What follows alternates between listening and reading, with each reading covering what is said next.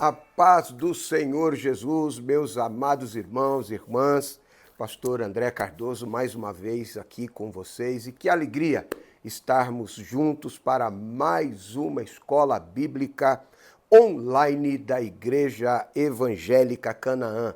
Hoje, dando sequência aos nossos estudos, estamos meditando nesta revista sobre o tema A Carreira que nos está proposta, o caminho da salvação, santidade, perseverança para chegar ao céu. Estamos fechando esta lição e hoje, na última lição, estaremos meditando sobre a cidade celestial.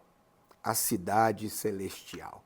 Amém? Mas antes de entrarmos aqui na lição, me permita dirigir a Deus uma palavra de oração. Vamos orar? Senhor Deus, em nome de Jesus, eu quero te agradecer por esta oportunidade mais que o Senhor nos concede de estarmos aqui juntos, reunidos para compartilhar desse conteúdo tão abençoado, tão abençoador. Que este seja de edificação e renovação da fé dos meus irmãos, dos nossos amigos, em nome de Jesus. Que a tua boa mão esteja estendida sobre a Igreja Evangélica Canaã, sobre nossos pastores, pastor Rogério Pardini, pastor Anderson Moraes e todo o ministério da igreja, assim também como toda a equipe que está envolvida nesse trabalho para divulgação e preparo desse conteúdo para ser levado aos nossos irmãos. Enfim, que a tua bênção esteja sobre nós, que enquanto estivermos aqui meditando, estudando,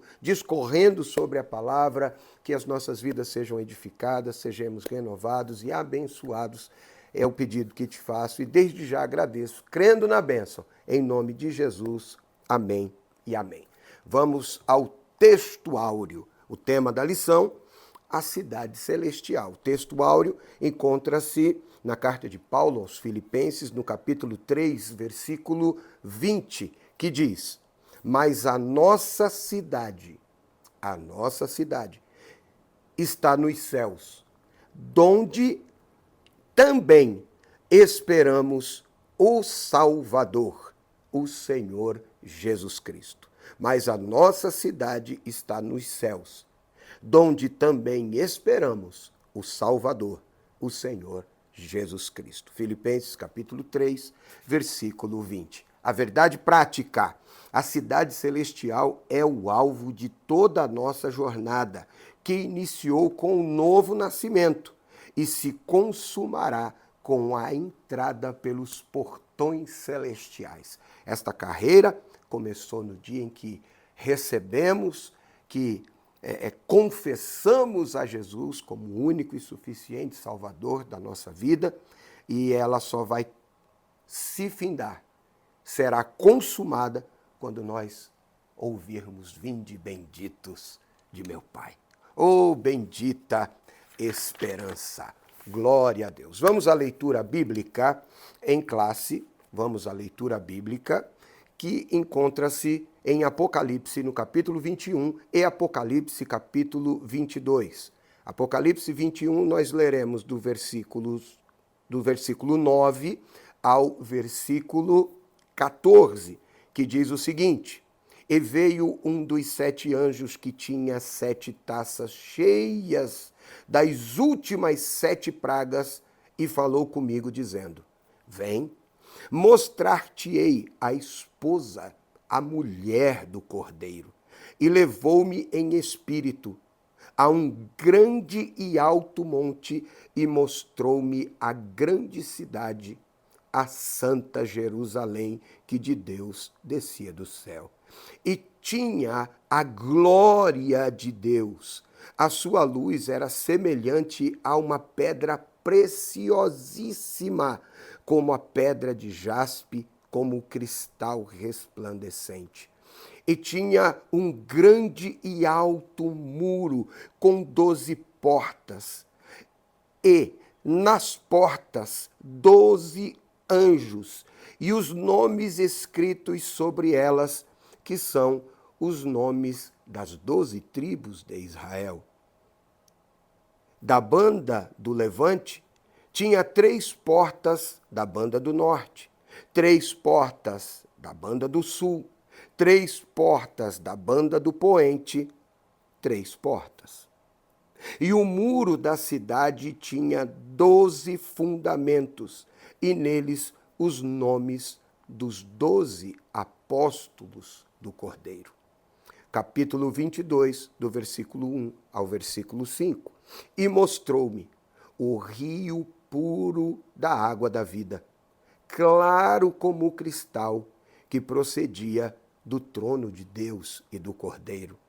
No meio da sua praça, e de uma e de outra banda do rio estava a árvore da vida, que produz 12 frutos, dando seu fruto de mês em mês, e as folhas da árvore são para a cura e saúde das nações.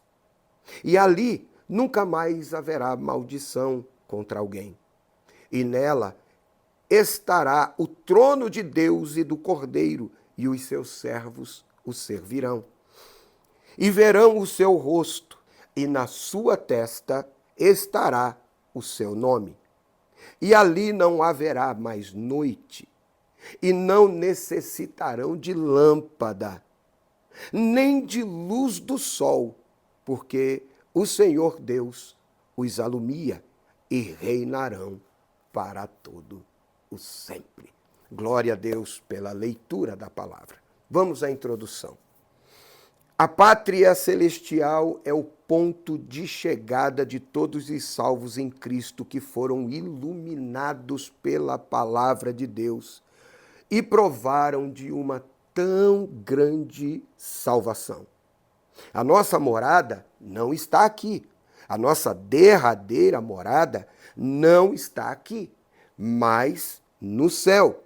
Por isso, ao longo desta lição, estudaremos a realidade bíblica do paraíso e da cidade celestial e o eterno e perfeito estado dos salvos, daqueles que foram resgatados por Jesus e confessaram a Jesus como único e suficiente Salvador.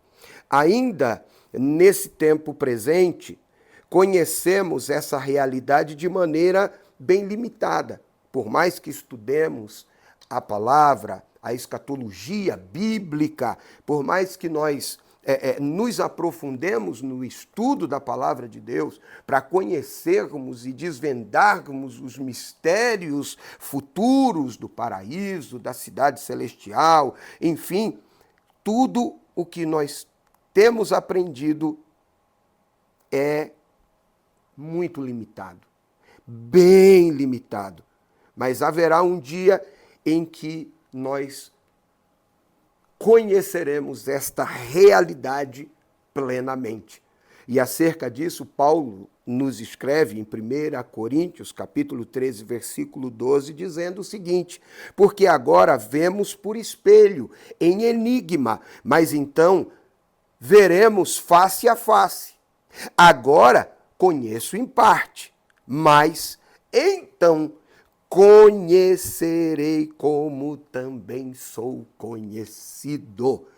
Hoje são sombras, são mistérios, enigmas. Vejo como por um espelho, mas o dia virá em que o veremos face a face, o conheceremos plenamente, porque hoje conhecemos em parte, mas assim como nós somos conhecidos, nós o conheceremos. Por isso, estudaremos a respeito do paraíso eterno, cidade celestial, o eterno estado em que desfrutaremos da presença de Deus e como as Escrituras ensinam como será a nossa glorificação final. Aqui se encontra o que nos aguarda ao final da nossa jornada cristã. É sobre isso que nós iremos falar. Amém? Primeiro tópico, o paraíso. O que é o paraíso? O que a Bíblia afirma, diz, ensina sobre o paraíso. Uma definição que podemos mencionar de paraíso é o céu como morada de Deus, dos anjos e dos salvos. Paraíso, então, é a morada de Deus, dos anjos e dos salvos em Cristo Jesus. Quando estava na cruz, o Senhor Jesus fez uma promessa a alguém improvável, o ladrão que estava na cruz, um dos ladrões, aquele que mostrou arrependimento, aquele que reconheceu o pecado, aquele que admitiu o pecado. Este recebeu do Senhor Jesus uma tremenda promessa, que você sabe qual é. Jesus, em Lucas 23, 43, disse a este homem: em verdade te digo que hoje estarás comigo no paraíso. Jesus apresenta o paraíso, afirma que há um paraíso e que aquele que se arrepender, reconhecer o seu pecado, estará com ele no paraíso. Essa promessa foi prontamente cumprida, pois quando, por ocasião da sua morte, o corpo do Senhor Jesus foi para a sepultura, mas o seu espírito para o Pai, ou seja, para o céu, o lugar de habitação de Deus. Lucas 23, 46 deixa isso muito claro. Jesus diz, na cruz ainda, exclamando Jesus, com grande voz, ou em alta voz disse: Pai, nas tuas mãos entrego o meu espírito. E havendo dito isso, expirou. O seu corpo tomba, mas o seu espírito vai até o céu. Louvado seja Deus. Não há como mensurar tamanha alegria do ladrão ao ouvir de Jesus a promessa de um encontro no paraíso. Não dá para imaginar um homem naquele momento terrível, diante da morte, receber a promessa e a certeza da vida eterna no paraíso. Que coisa extraordinária! Este lugar é a expressão de toda a soma das bem-aventuranças em Cristo. O apóstolo Paulo foi arrebatado e levado ao paraíso. 2 Coríntios, capítulo 12, no versículo 4, ele fala de um homem que, se no espírito ou fora dele, ele diz, eu não sei, mas esse homem foi arrebatado até o paraíso e ouviu palavras que aos homens não é lícito dizer. Ele foi até o céu, que é o mesmo lugar que aparece em Apocalipse capítulo 2, versículo 7. Paraíso, morada de Deus, dos anjos e dos salvos em Cristo. O que é cidade eterna, segundo tópico? Depois do julgamento final, após o milênio, e isso aqui me permita aqui já abrir um parêntese, porque o que nós vamos estudar aqui de maneira superficial, é verdade, você pode estudar no CETEC, no Seminário de Educação Teológica da Igreja Evangélica Canaã. Você pode fazer a sua inscrição, entrar em contato com o CETEC, estudar no CETEC, no seguinte endereço eletrônico, cetec.org.br, ou você pode entrar pelo WhatsApp da Secretaria da Igreja Evangélica Canaã e ter mais informações sobre o CETEC. O número vai aparecer aí na legenda para você, é o 11 9 5035 6823. Repetindo, 11 9 5035 6823. E aí você vai ter toda a assessoria e vai poder aprender mais sobre escatologia bíblica, sobre paraíso, cidade celestial, a morada dos santos, enfim, você vai poder ter esse acompanhamento e enriquecimento na sua vida espiritual e no conhecimento da palavra de Deus. Estarão ali pastor Ariovaldo, pastor Eduardo Malaquias, pastor Marcos Prado, pastor Hélio, enfim, uma equipe de homens capacitados para lhe instruir na palavra. Mas vamos lá, depois do milênio, e isso em Apocalipse capítulo 20, e a purificação da terra por meio do fogo, e isso está em 2 Pedro capítulo 3, versículo 10, que diz: mas o dia do Senhor virá como ladrão de noite, no qual os céus passarão com grande estrondo, e os elementos ardendo se desfarão, e a terra e as obras que nela há se queimarão. Depois que isso tudo acontecer, surgirá a nova Jerusalém, que figura como cidade eterna de Deus. Apocalipse 3, 12 e 21 e 22 de Apocalipse, capítulos 21 e 22. Quando esteve neste mundo, o Senhor Jesus assegurou que prepararia um lugar para os santos.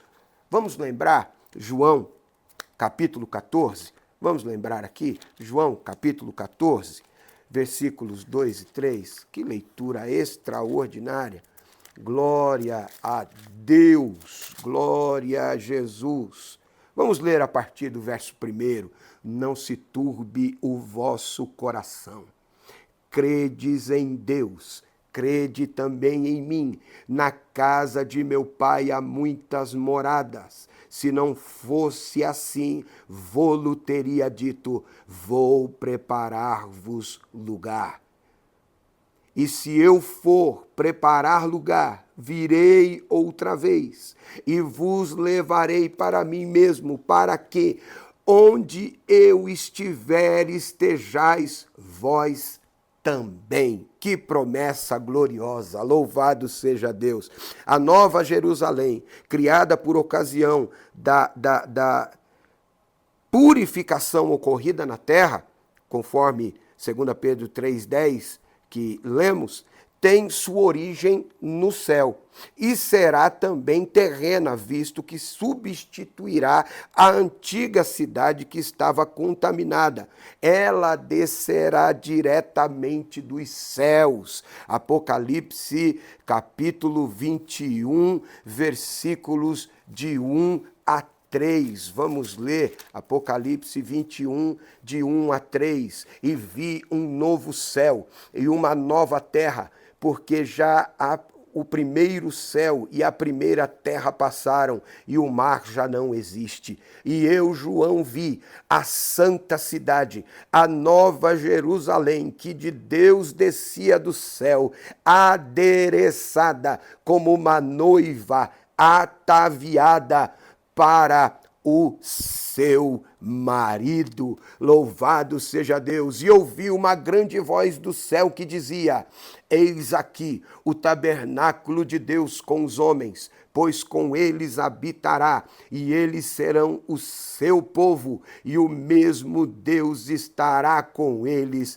e será o seu Deus. Glória a Jesus! Nessa ocasião, os salvos serão cidadãos desta cidade, desfrutarão as bênçãos eternas e habitarão com seus corpos transformados em um estado glorioso. Louvado seja Deus! Vamos ver o que diz 1 Coríntios, capítulo 15, versículo 54. 1 Coríntios 15, 54, louvado seja Deus, aleluia.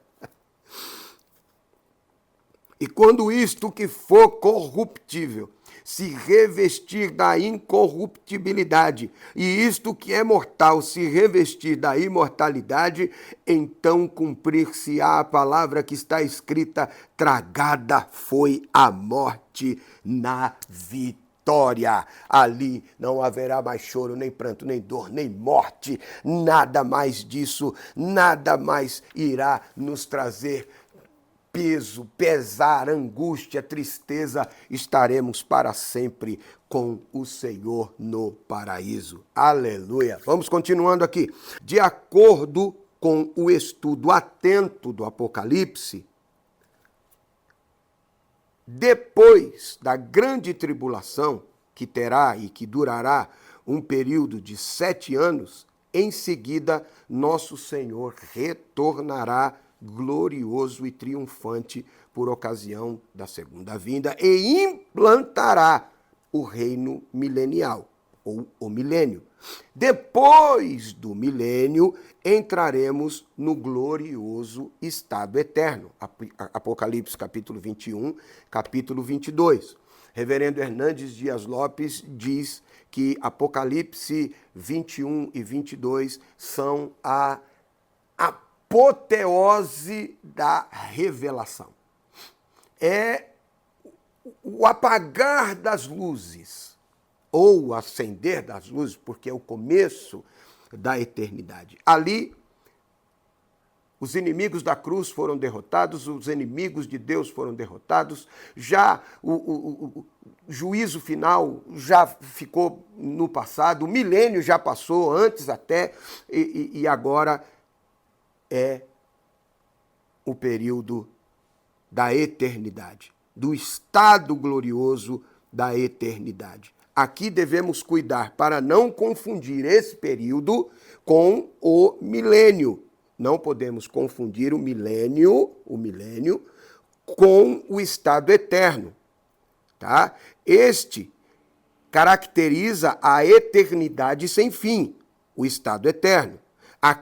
O milênio, tá? O milênio é um período em que Jesus reinará por 1000 anos na terra. E ao final desse período, as pessoas serão julgadas diante do trono do juízo final. Apocalipse capítulo 20, versículos 11 a 15.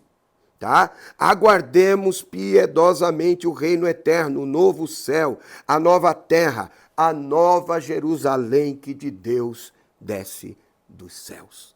Amém? Chegamos ao final deste primeiro tópico da nossa lição e a síntese é: o paraíso e a nova Jerusalém são realidades eternas do céu. Amém? Glória ao Senhor. Vamos continuar aqui. O eterno e perfeito estado. O estado perfeito à luz da doutrina bíblica. De Gênesis a Apocalipse há um propósito divino na consumação dos séculos, tá? Onde tudo ocorrerá por ocasião da segunda vinda de Cristo Jesus. Após o milênio em que serão estabelecidos novo céu e nova terra. Apocalipse 21, verso 1. Nesse tempo, o propósito original de Deus se cumprirá e toda a terra se encherá da sua glória.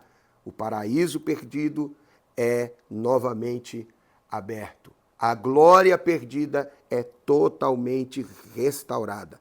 Conforme o apóstolo Paulo escreveu, haverá reconciliação geral de todas as coisas, em que céu e terra serão a mesma grei. Vamos ver, Colossenses capítulo 1, versículo 20 diz: havendo por ele feito a paz pelo sangue da sua cruz, por meio dele reconciliasse consigo mesmo todas as coisas, tanto as que estão na terra como as que estão no céu.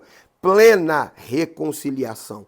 Por isso, o perfeito e eterno estado é descrito na Bíblia como um lugar belo, de santidade e de perfeição, pois a antiga ordem em que imperava a natureza do pecado foi totalmente abolida,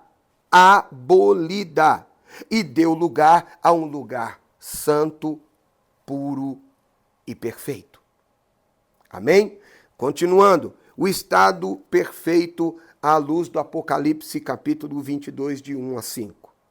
O livro do Apocalipse traz alguns símbolos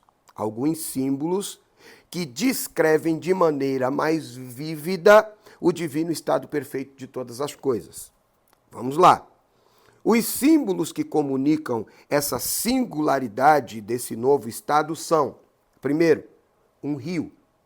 Segundo, uma árvore. Terceiro, a ausência de males. Em quarto lugar, a presença de Deus. A presença de Deus. Vocês vão se lembrar que na lição que estudamos sobre a realidade do inferno, ali nós dissemos que o inferno, uma das coisas que caracterizam o inferno, ou a maior característica daquilo que é o inferno, é a total e eterna ausência de Jesus Cristo, de Deus. É a eternidade sem Deus. Já no paraíso, a eternidade na presença de Deus. No céu, no paraíso, na cidade celestial, na cidade eterna, a eternidade na presença de Deus. Vamos ao primeiro símbolo, a vida eterna descrita como um rio. O apóstolo João descreve essa eternidade como um rio da vida que brota do trono de Deus e do Cordeiro, Apocalipse 22, verso 1. Aqui está presente um aspecto simbólico do rio, como símbolo de vida que em diversas vezes o Senhor Jesus mencionou como água da vida na Bíblia. Tá? Veja, Salmo 46, versículo 4, Salmo 46, versículo 4, há um rio cujas correntes alegram a cidade de Deus, o santuário das moradas do Altíssimo. Ezequiel, capítulo 47, de 1 a 12, as águas purificadoras que por onde passa produz vida, cura. No Apocalipse aparece essa figura do rio que traz a vida, o rio da vida eterna, que flui a partir do trono de Deus e do Cordeiro. Seguindo aqui, a vida eterna descrita como árvore. A árvore da vida remonta ao livro do Gênesis. Remonta ao livro do Gênesis, capítulo 2, versículo 9, capítulo 3, versículo 22, não é? Seus 12 frutos, de mês em mês, e suas folhas simbolizam a vida que triunfou sobre as enfermidades e sobre a morte e o pecado. Não haverá mais dores, nem doenças, pois no divino estado eterno, a morte não prevalecerá mais. Glória a Deus. Seguindo aqui, a vida eterna sem males, sem malignidades.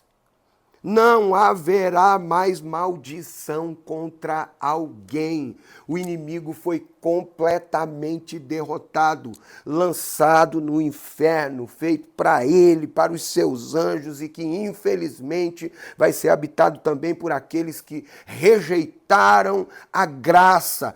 Então não haverá mais maldição contra quem quer que seja. O problema do coração do ser humano será para sempre resolvido, pois o mal será plenamente erradicado. Não haverá mais dores, amarguras, rixas, nada dessas coisas, tá? Ali o trono de Deus e do Cordeiro estarão centralizados no coração do ser humano. Louvado seja Deus. Mas lembrando, isso começa aqui. Nós não podemos permitir que o mal crie raízes no nosso interior, no nosso coração. Nós devemos constantemente estar fazendo este check-up, estar constantemente fazendo este autoexame. Não é o que Paulo escreve lá aos irmãos em Corinto, no capítulo 1, versículo 11, examine-se, pois, o homem a si mesmo. Isso começa aqui, tá? Como já disse, ali o trono de Deus e do Cordeiro estarão centralizados no coração do ser humano, mas nós devemos buscar centralizá-lo aqui, ainda hoje. Tá? A vida eterna na presença de Deus. Para fechar esse tópico, a vida eterna na presença de Deus. Contemplaremos a Deus face a face. O que hoje, como disse Paulo aos Coríntios, capítulo 12, versículo 13, que hoje vemos por espelho e enigma, o que hoje nós conhecemos em parte, lá nós veremos face a face e conheceremos plenamente. E a sua presença será nossa luz para sempre, tá? Que alegria indizível, indescritível, que esperança gloriosa, tá? Prestaremos culto olhando diretamente para Ele. Não vai ser, mas eu sinto a sua presença, eu percebo a sua presença. Não é sinta a sua presença, não é veja pela fé, é vê-lo como Ele é na eternidade. Sua presença gloriosa fará com que não haja mais noite, não haverá mais qualquer escuridão, e para sempre reinaremos com Ele. Louvado seja Deus! Que esperança, que bendita esperança. Glória a Jesus. Chegamos ao final desse tópico e a síntese é: a vida eterna é descrita na Bíblia como um rio, como uma árvore, como um lugar sem males em que desfrutaremos eternamente da presença de Deus. Vamos continuar aqui, vamos seguindo para o terceiro e último tópico desta lição, que é o estado final dos santos. O estado final dos santos.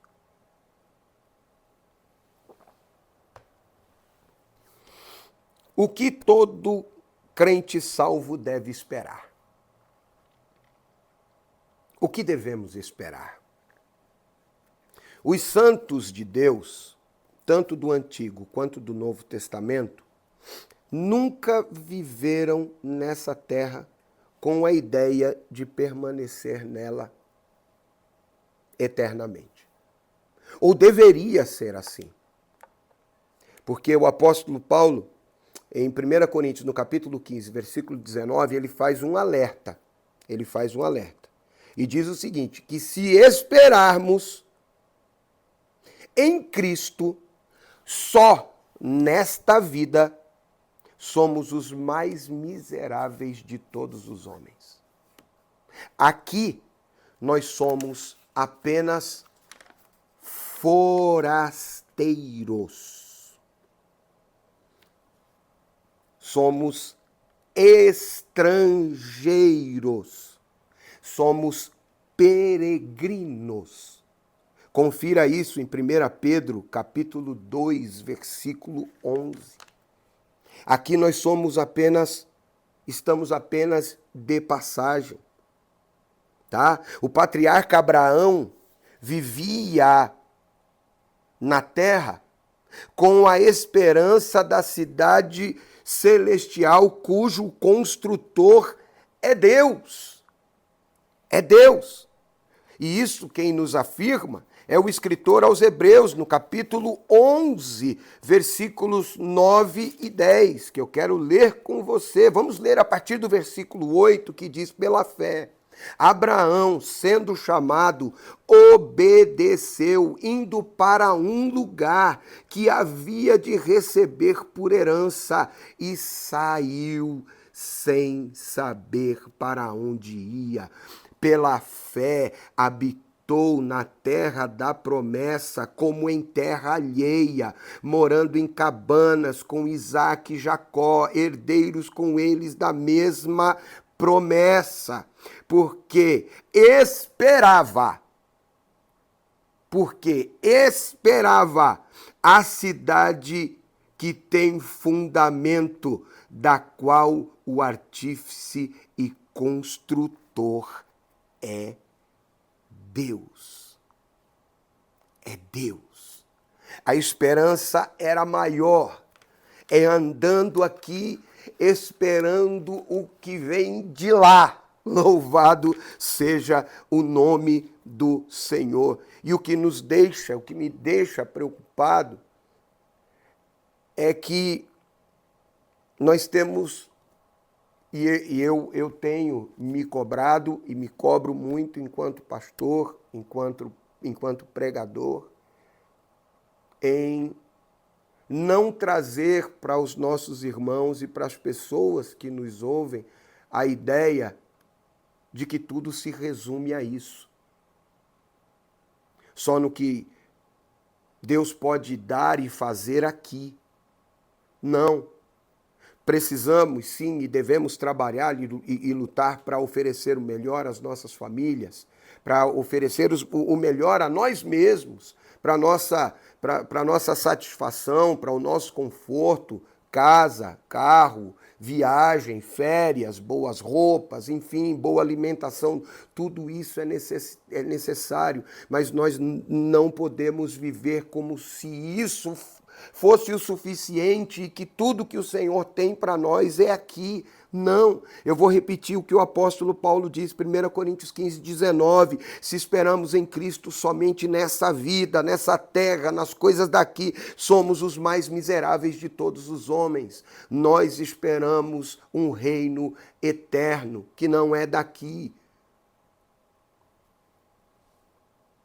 Moisés passou pela terra com a mesma intenção. E o escritor aos Hebreus, no capítulo 11, a partir do versículo 24, ele diz isso, que Moisés deixou o Egito, deixou toda a glória, recusou-se, rejeitou, escolheu não ser chamado filho da filha de Faraó, antes escolheu estar com o povo de Deus, esperando algo melhor, uma recompensa gloriosa. Vamos ler o que diz Hebreus 11, 24 a 27. Vamos ler aqui. Pela fé, Moisés, sendo grande, recusou ser chamado filho da filha de Faraó, escolhendo antes ser maltratado com o povo de Deus, do que por um pouco de tempo ter o gozo do pecado, tendo por maiores riquezas o vitupério de Cristo do que os tesouros do Egito, porque tinha em vista a recompensa. Pela fé deixou o Egito, não temendo a ira do rei, porque ficou firme como vendo o invisível. Vivendo aqui, vendo as coisas daqui, mas esperando o reino eterno, o invisível. Louvado seja Deus. Por isso, o cristão que vive nesse mundo, me perdoe, irmãos, eu falo disso, eu me emociono. Por isso, o cristão que vive nesse mundo sabe que aqui ele é peregrino nessa jornada, pois está consciente que o seu lar e a sua verdadeira cidade é celestial, de onde o nosso grande e maravilhoso Deus habita. Apocalipse capítulo 21, versículo 3, versículo 22 e Apocalipse 22, versículo 3. Louvado seja Deus, a esperança que nos move. É a esperança de que breve Aleluia. E como disse o apóstolo Paulo, os mortos em Cristo não nos precederão, ressuscitarão primeiro e nós seremos arrebatados juntamente com eles. Oh, irmãos, oh, bendita esperança, nós precisamos trazer o céu para os nossos púlpitos. Nós precisamos falar sobre o arrebatamento. Nós precisamos, irmãos, urgentemente começar a pregar um evangelho que desprende as pessoas de uma vida mundana e passageira. Olha o que o Paulo vai dizer aqui, ó, 1 Coríntios capítulo 15, a partir do versículo 21, nós já citamos capítulo 15 aqui, mas me permita essa leitura a mais. Eis que vos digo um mistério, na verdade nem todos dormiremos, mas todos seremos transformados num momento, num abrir e fechar de olhos, ante a última trombeta, porque a trombeta soará e os mortos ressuscitarão incorruptíveis e nós seremos transformados, porque convém que isto que é corruptível se revista da incorruptibilidade e que isto que é mortal se revista da imortalidade. E quando isto que é corruptível se revestir da incorruptibilidade e isto que é mortal se revestir da imortalidade, então cumprir-se-á a palavra que está escrita: tragada foi a morte na vitória. Onde está, ó morte, o teu aguilhão? Onde está, ó inferno, a tua vitória? Ora, o aguilhão da morte é o pecado e a força do pecado a lei, mas graças a Deus que nos dá a vitória por nosso Senhor Jesus Cristo. E deixa um alerta de esperança. Portanto, meus irmãos, sede firmes, constantes, sempre abundantes na obra do Senhor, sabendo que o vosso trabalho não é vão no Senhor, porque aqueles que correm em estádios, eles correm por um prêmio que é passageiro e corruptível, mas nós que estamos correndo esta carreira que nos foi proposta, corremos por um prêmio eterno, pela eternidade. Então não desista, não esmureça, tenha suas forças renovadas agora, não deponha a sua armadura, não encoste as suas armas espirituais, não, em nome de Jesus, seja renovado e fortalecido nesse momento, enquanto meditamos nessa lição, porque como eu compartilhei com o nosso amigo e professor aqui, irmão Conrado, a eternidade é logo ali, meus amigos. Em breve, como diz a letra da canção, nós estaremos por toda a eternidade toda cantando glórias ao autor da nossa fé. Louvado seja o nome de Jesus. Vamos continuar aqui para o último tópico da nossa lição. Viveremos todos em unidade. Viveremos todos em unidade. E isso aqui é para colocar uma pulguinha na orelha aí, daqueles que gostam das facções, dos grupos, das dissensões, das contendas, daqueles que disseminam fofocas e aqueles que têm boca lisonjeira, língua macia, mas o coração é um sepulcro caiado e que promove divisões na igreja. Vamos estudar aqui, depois você vai entender. Ao se fazer menção dos escritos, dos nomes escritos, nas 12 portas da cidade, onde estão os nomes, não é? Das 12 tribos de Israel, e dos alicerces que levam os nomes dos 12 apóstolos, está evidente que se trata de pessoas originárias de todas as eras. Apocalipse 21, 9 a 14. As pessoas, tanto de Israel quanto da igreja, serão reunidas formando um só corpo. Um só corpo, o corpo de Cristo, o corpo cuja cabeça é o Cristo, cumprindo-se plenamente dessa forma o que foi escrito em Gálatas, capítulo 3, verso 28. Nisto não há judeu e nem grego, não há separação, divisão, seremos um.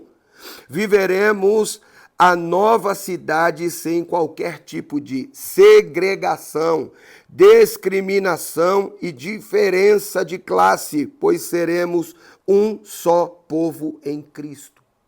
Aí eu faço a pergunta: será que há lugar nessa unidade na eternidade para os que aqui são semeadores de contendas e provocadores de dissensões? Isso aqui é um alerta para que mudemos as nossas práticas e que vivamos em unidade. Somos pessoas diferentes, com criações diferentes, classes sociais diferentes, níveis de culturais diferentes, de diferentes culturas. Mas em Cristo devemos ser um.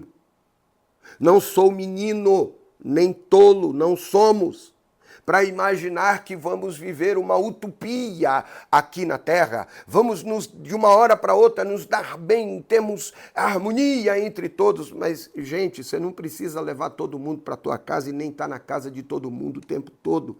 Mas respeito, o sujeitai-vos uns aos outros no amor de Deus, pelo amor de Deus. Pensem nisso. A pergunta é: haverá lugar para essa eternidade de unidade, em unidade, para aqueles que aqui não conseguem? Examine-se, pois, o homem a si mesmo, finalmente em casa. Sabemos que nossa morada final não é aqui nesse mundo e nem na sepultura. Prova disso é que somos denominados de peregrinos e estrangeiros. Hebreus 11 e 13. Hebreus 11 e 13. Todos estes morreram na fé sem terem recebido a promessa, mas vendo-a de longe, crendo nelas e abraçando-as, confessaram que eram estrangeiros e peregrinos na terra. Assim somos. O apóstolo Paulo nos lembra de que nossa cidade está no céu. No céu. Mas a nossa cidade está nos céus, donde também esperamos o Salvador, o Senhor Jesus Cristo. Filipenses 3 e 20. Os cristãos que verdadeiramente mantêm a comunhão com Cristo e com a palavra e cultivam no seu coração o desejo de ir para casa, como anelava o apóstolo dos gentios, que anelava estar no céu, anelava estar com Cristo. Vamos ver 2 Coríntios, capítulo 5, versículo 8, que diz: mas temos confiança e desejamos antes deixar este corpo para habitar com o Senhor. Filipenses, capítulo 1, versículos 22 e 23.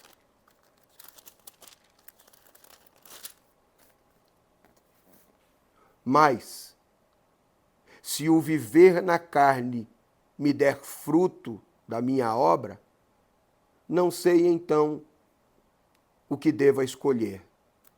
Mas de ambos os lados estou em aperto, tendo desejo de partir e estar com Cristo, porque isto é ainda muito melhor. Eu vou repetir.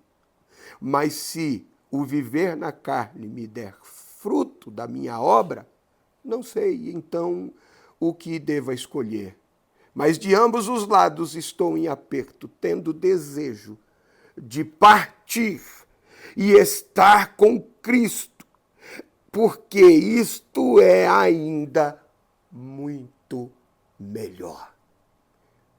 Por mais que seja bem sucedido aqui, nada se compara com a glória que nos há de ser revelada. Por mais que soframos aqui, as tribulações do tempo presente não são para comparar com a glória que nos há de ser revelada. Essa é a nossa grande recompensa de quando findarmos aqui na terra a nossa jornada.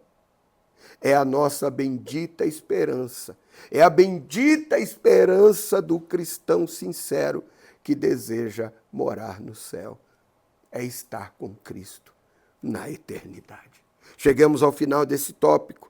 O final e a síntese é, no estado final, finalmente poderemos dizer, estamos em casa. Estamos em casa. E a conclusão, o céu é o destino final de uma jornada que se iniciou com o novo nascimento. Do início da jornada até o final, enfrentamos e enfrentaremos inimigos que intentam nos desviar da rota, do caminho para o céu. Por isso, durante a jornada, durante a travessia, durante a peregrinação, é necessário toda vigilância e zelo, sabendo que aquele que começou a boa obra a aperfeiçoará até o dia de nosso Senhor Jesus Cristo. Filipenses capítulo 1, versículo 6. Portanto, coloquemos os nossos olhos no autor e consumador da fé, olhando para a frente, pois a Canaã celestial, a eternidade, é logo ali. Amém? Chegamos ao final desta lição, chegamos ao final dessa revista, e que alegria poder ter estado com vocês aqui. Mas logo, nós estaremos iniciando uma nova lição, e o tema, eu vou adiantar o tema, fique aí na expectativa. O Deus que governa o mundo e cuida da família. Olha que coisa extraordinária.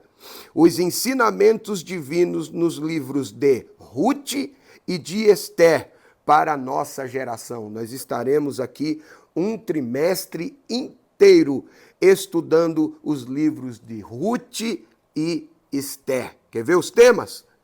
Duas importantes mulheres na história de um povo, o livro de Ruth, Ruth e Noemi entrelaçadas pelo amor, o encontro de Ruth com Boaz, o casamento de Ruth e Boaz, a remissão da família, o livro de Esther, a deposição da rainha Vasti, a ascensão de Esther, a resistência de Mardoqueu, a conspiração de Amã contra os judeus, o plano de livramento e o papel de Esther, a humilhação de Amã e a honra de Mardoqueu, o banquete de Esther, denúncia e livramento, Esther, a portadora das boas novas. São temas que nos aguardam. Logo estaremos aí. Mas enfim, vamos orar, agradecer a Deus por essa oportunidade.